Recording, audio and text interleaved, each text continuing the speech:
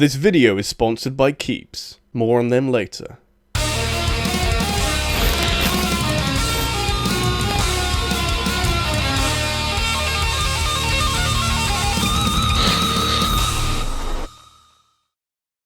So to make this video more authentic, I've spent the first 2 days of this week exclusively playing Horizon Forbidden West, and you know, that's because Elden Ring comes out at some point during this week, and I wanted some solid playtime of Horizon before Elden Ring comes out.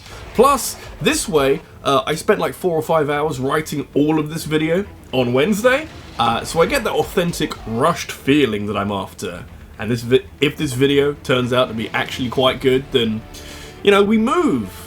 You know, the more I think about it, the more I realise how dangerous this video is. Not in an immediately obvious way, although I wouldn't recommend watching this while at work or while driving a car, but if I spend this video talking about how some games can turn out amazing despite bad management that leaves the development team rushing to get it finished, well then that's basically the perfect excuse for managers at game studios to continue to be bad at their jobs and crunch their employees into teeny tiny little pieces.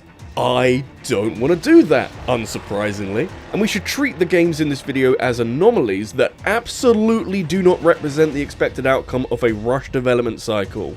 Respect your team and try not to rush towards the finish line, even if some games have got there in style in the past. And style can be very important, especially if you're someone who takes pride in their hair, and if something is important to you, then you need to protect it.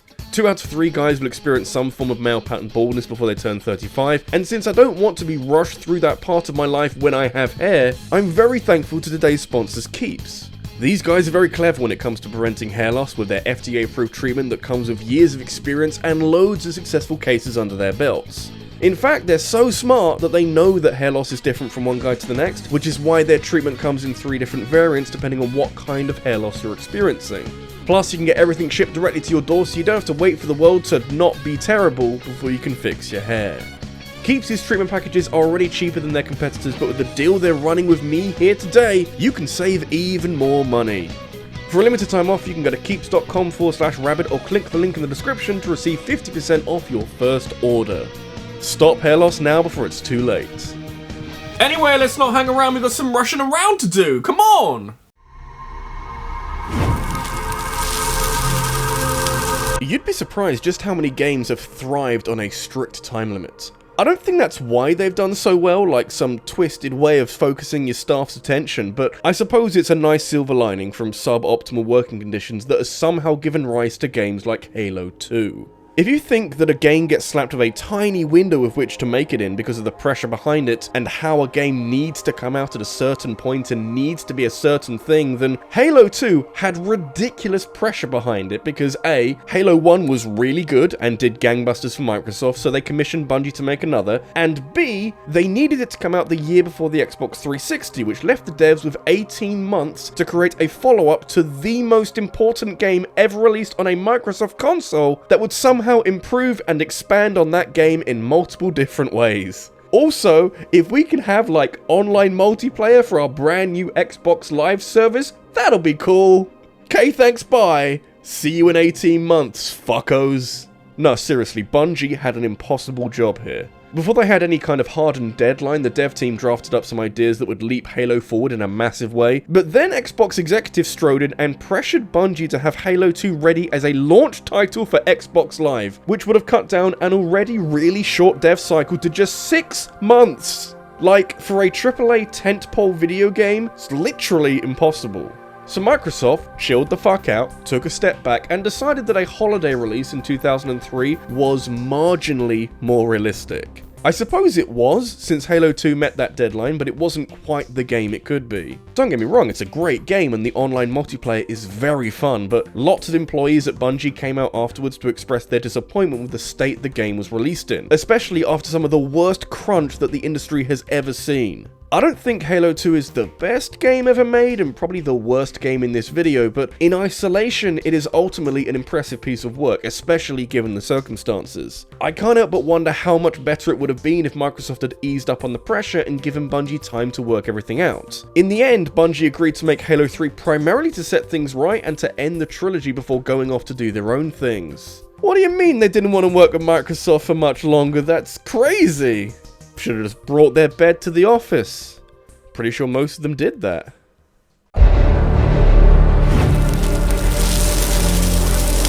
I'm realizing now that sequels are kind of funky from a development standpoint. Creatively, there's a lot of work that needs doing in order to justify the existence and value of a sequel, with the focus being on new ideas and concepts that will likely take a lot of brainpower and creative energy. Meanwhile, the actual framework of a sequel isn't such a challenge, since unless you're completely overhauling the first game, all the technical stuff like the engine and basic gameplay style and even some of the character designs, none of that needs touching all that much. So developing a sequel takes a lot of time and effort in some areas and not so much in others, and this is worth remembering as I talk about The Legend of Zelda Majora's Mask for the 300th time. Say what you want about this game, and trust me, I've said genuinely everything at this point, but you have to admit that few games have ever had a harder task as a sequel than anything that would have followed on from Ocarina of Time, which was so groundbreaking that no direct sequel could hope to compete with it. This landmark title went through nearly 4 years of development and set Nintendo back $10 million in marketing, as they bet the farm on Ocarina of Time being a marquee title for the N64. But a sequel that has roughly 1 year of dev time behind it? Now that is a challenge. A challenge that saw Nintendo rise to the occasion though, since the dev team knew from the outset that nothing could beat Ocarina of Time in that timescale. Yes, a sequel would reuse existing assets and would definitely cut down on dev time, but the whole scale of the game would have to be compacted down, which isn't exactly an encouraging admission when tackling a 3D adventure game where one of the original selling points was having large open spaces to explore. Majora's Mask was able to retain these and instead compromise through the 3-day cycle, where you can make small changes that add up with the passage of time to create an experience that is completely unique when compared with Ocarina of Time. Also, Majora's Mask was rushed to the point of its story being cobbled together based on the looping time mechanic, which explains a lot of the stranger moments, but also showcases the sheer talent of the writers, who are able to craft a deeply disturbing experience that touches on the sort of emotional trauma that Nintendo have rarely revisited in the decades since. Like, everything points to Majora's Mask being a poorly made, rushed sequel stitched together using random reused assets, following on from one of the greatest games of all time, and yet somehow, it's so much more than that. How do you look at Ocarina of Time and decide that it needs more moon-based apocalypses? Can't have spent long thinking about it. Zelda games don't often get sequels, and in fact, Ocarina of Time is the only 3D game to get one, but of course, Breath of the Wild 2 is supposed to be coming out later this year, but that just brings up a whole load of interesting comparisons. Breath of the Wild 2 has had like 5 years of dev time behind it, but still seems to be using a lot of the same assets and characters, and potentially even the same engine, so what's been added to that game in 5 years? Just how much is in that game?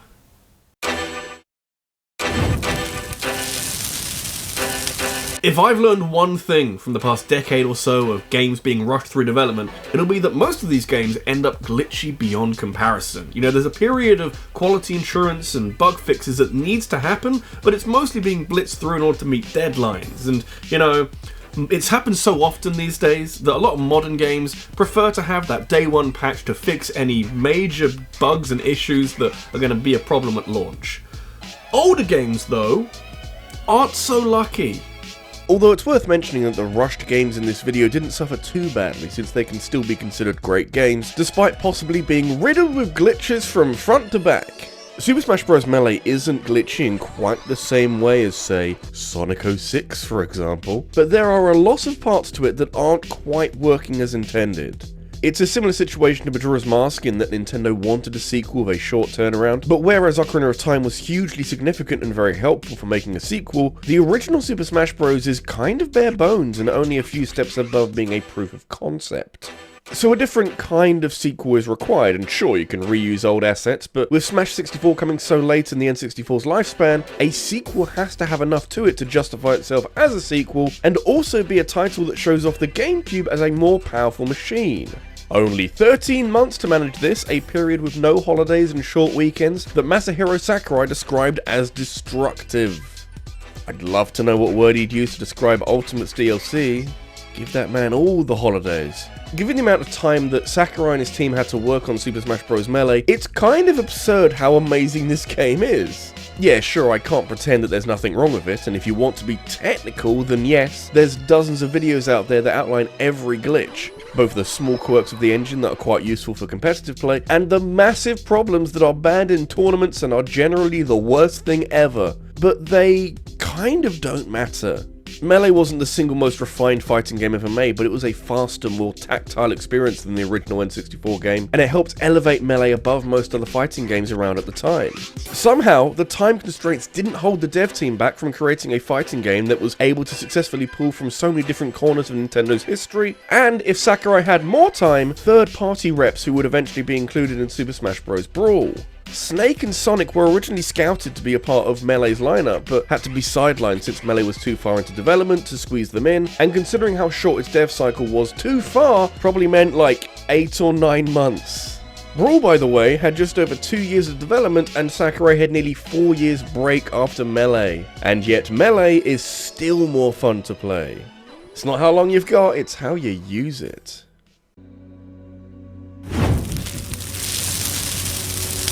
I'll tell you who do know a thing or two about not finishing their games. Big boy Bethesda! I don't know if many of their games were rushed out, but I've read a lot of reports online that Skyrim was possibly rushed towards its 11/11/11 release date, but I think a lot of their games have suffered more from Bethesda's design blueprints of not really knowing how to design their games properly.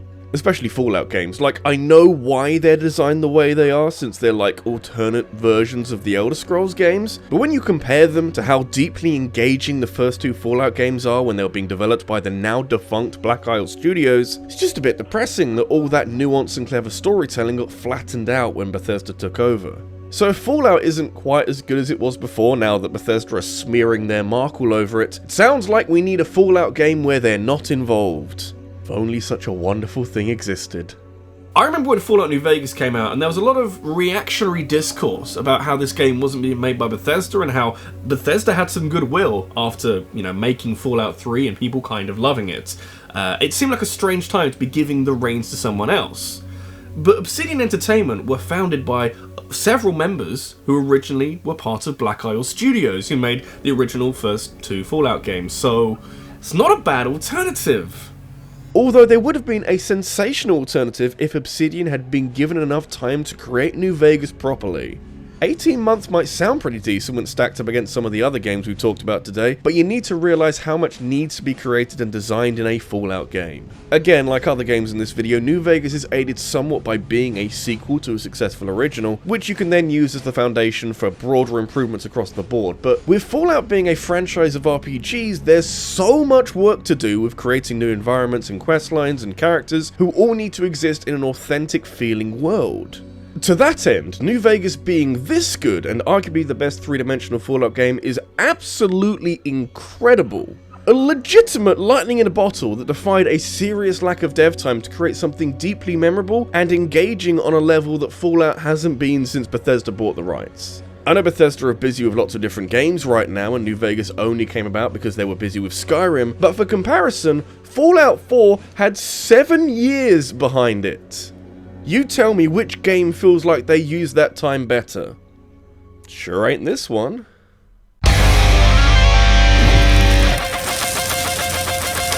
There's likely a misconception that rush developments are a modern problem and that grind is something that is only a problem in the nowadays times. Both are wrong, since as soon as game development became an industry where profit is the bottom line and everything else is in service of making numbers go up, including pushing your dev team past their natural limits in pursuit of getting a game out on time, rush developments and grind were always going to follow. In fact, go back a few decades and you'll likely find that the competition was so hot between Sega and Nintendo that taking too long to finish a game or a piece of hardware would cost millions of dollars and a valuable slice of the market share. The 90s in particular were a very volatile time when the competition was hot between Nintendo and Sega, at least until Sega proceeded to shoot themselves in the foot with a cannon, but the critical period was the late 80s to the early 90s, where Sega was stealing a march on Nintendo with the Genesis and all its blast processing, and Nintendo were forced to look around for a counter. This would eventually come with the Super Nintendo Entertainment System, but Nintendo still needed a system seller to fight up against Sonic, and there was only ever going to be one man for the job. Problem is that while there was time to create a new console, creating a new Mario game to go on said console kind of came second. Experiments were experimented, and there was a brief time when they were trying to port Mario 3 onto the SNES, which worked, but Miyamoto realized that they should shoot for something new, and so Super Mario World was pushed forward with thousands of ideas and roughly stitched together in about 3 years. Which may sound like a long time, but with new hardware and so many new concepts, that's a lot to do. Bear in mind that the technology was so new that Super Mario World was literally the first game developed for the SNES, and so coders and music composers had to grapple with entirely new systems that, yes, let them do more things, but were also more complicated, and so just the music took Koji Kondo about 18 months to write and program. In the end, it was worth it, since Super Mario World is honest to God my favourite Mario game that holds so many insanely high review scores that it's absurd that this game went through so much in such a short space of time, and how development was heavily rushed towards the end, leaving hundreds of assets unused hidden in the game's code. You try and do this much in 3 years nowadays and see what kind of broken monstrosity you end up with. I bet it won't even have a cute dinosaur in it.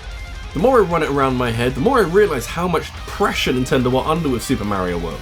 At a time when they were losing out to Sega and struggling to stay relevant, they pulled out one of the greatest games of all time on a new console inside 3 years.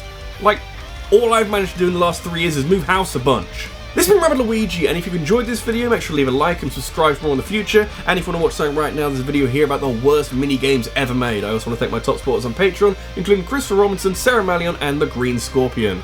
Thank you for watching, and always delay your video games.